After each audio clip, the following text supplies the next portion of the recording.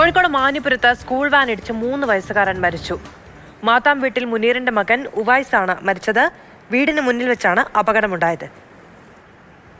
ഇംതിയാസ്, എന്താണ് വിവരങ്ങൾ? മാധു, വളരെയധികം വേദനയുണ്ടാക്കുന്ന ഒരു സംഭവമാണ്. അതായത് നേരത്തെ സൂചിപ്പിച്ചതുപോലെ തന്നെ കൊടുവള്ളിയിലെ മാനിപുരത്താണ് ഇവരുടെ വീട് സ്ഥിതി ചെയ്യുന്നത്. അവിടെ ഈ കുട്ടിയുടെ, അതായത് മരിച്ച മുനീറിന്റെ മകൻ, മാതാം വീട്ടിൽ മുനീറിന്റെ മകൻ ഉവൈസാണ് മരിച്ചത്.